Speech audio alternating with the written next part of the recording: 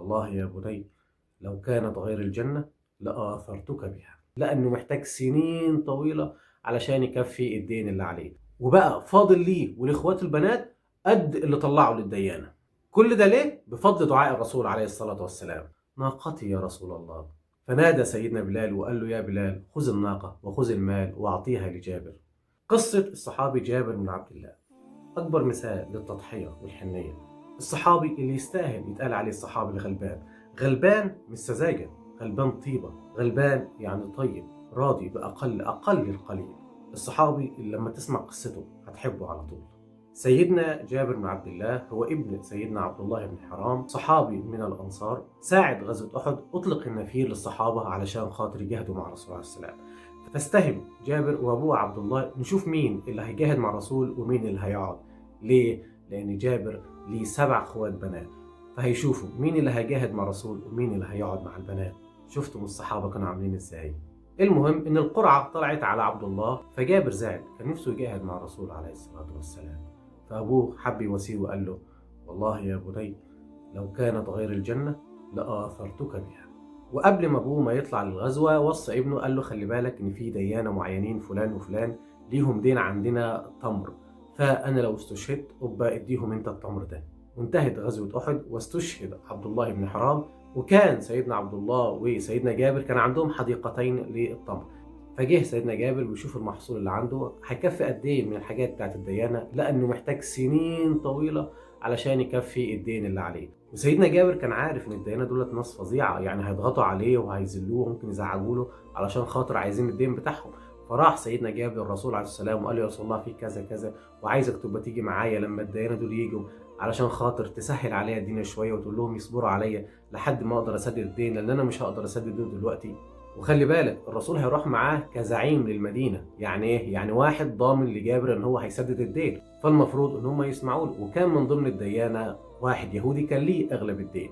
ففعلا الرسول عليه السلام وافق وراح له فعلا عنده، وجم الديانة وكان معاهم مشولة كبيرة عشان يجمعوا فيها التمر اللي ليهم، وكانوا متحمسين جدا ومتحفزين ضد سيدنا جابر.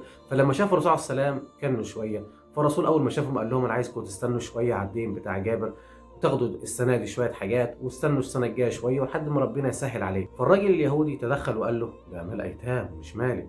شفت الكلاحة؟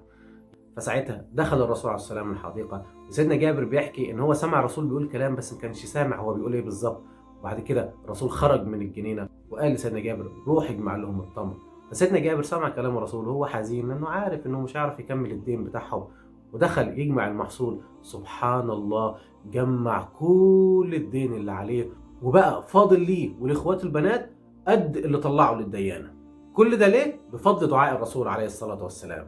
بعد الموقف ده بمدة كان الرسول عليه السلام راجع من غزوه، وكان معاه سيدنا جابر، وكان باين عليه ان هو حزين ومهموم، حتى الناقة بتاعته كانت تعبانة وبطيئة. فالرسول عليه الصلاة والسلام شافه وقال له: مالك يا جابر؟ فسيدنا جابر قال له: ناقتي يا رسول الله. شفتم بمنتهى الغلب والطيبة بيقول له: الناقة بتاعتي يا رسول الله. ما قالش اكتر من كده. يعني شايفين طلباته بسيطة جدا في الحياة، بس مين اللي كان مهتم بيه؟ كان مهتم بيه افضل الخلق رسول الله صلى الله عليه وسلم. فالرسول نغز الناقة بتاعت سيدنا جابر، فالناقة كأن ردت فيها الروح، كأنها خدت منشطات وقامت وجرت، لدرجة إن سيدنا جابر اللي كان لسه بيجرجرها من شوية بقى بيشد اللجام جامد علشان ما تسبقش ناقة الرسول عليه الصلاة والسلام. مش كده وبس، ده الرسول ما سابهوش وقال له: أنت متجوز يا جابر؟ قال: نعم يا رسول الله. قال: بكرا يا جابر؟ قال: بل سيب يا رسول الله. يعني كانت متجوزة قبل كده. فالرسول قال له: لما يا جابر؟ ألا تزوجت بكرا تضاحكها وتضاحكك؟ فسيدنا جابر قال له: يا رسول الله، أنا عندي 7 اخوات بنات، لو جبت واحدة لسه بنت بنوت عايزة تتدلع وعايزة تعيش عيشة كويسة، لكن أنا عايز واحدة تقدر تساعدني في اخواتي البنات دول عشان تعرف تربيهم، ودي وصية أبويا الله يرحمه اللي وصانا عليهم قبل ما يستشهد في أحد. فالرسول قال له: جدع يا جابر، فعلا أنت عملت الصح، حافظت على وصية أبوك الله يرحمه.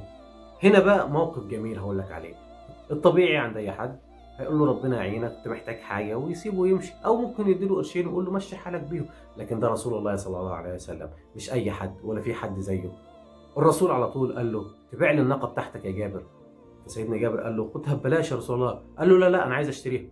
عاوز فيها كام؟ فسيدنا جابر قال له: 100 دينار يا رسول الله. قال له: لا، غاليه كده ياما عليا. قال له: يا رسول الله، ما انا قلت لك خدها ببلاش، انت انا ما رضيتش. قال له: طب خلاص ماشي، هوافق على 100 دينار، خلي الناقة معاك توصل بيها لحد المدينة، وأنا في المدينة هبقى أخدها منك وأديك الفلوس. فسيدنا جابر أول ما وصل المدينة راح رابط الناقة قدام بيت الرسول عليه الصلاة والسلام. فالرسول أول ما وصل البيت شاف الناقة، فنادى سيدنا بلال وقال له: يا بلال، خذ الناقة وخذ المال وأعطيها لجابر.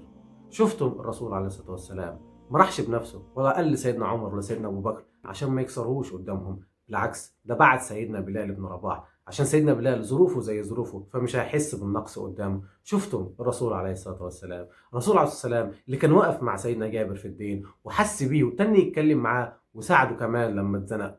وسيدنا جابر ازاي انه حافظ على وصية ابوه وسدد الدين بتاعه وضحى بسعادته علشان يحافظ على اخواته البنات. شفتم المجتمع كان ازاي راقي وجميل، كان مجتمع فعلا يستاهل انت تعيش فيه. اللهم صل وسلم على سيدنا محمد النبي الرحيم الحنين الجميل، أفضل صلاة. رضي الله عن سيدنا جابر بن عبد الله وعن الصحابة أجمعين. أنا كده خلصت. سلام عليكم.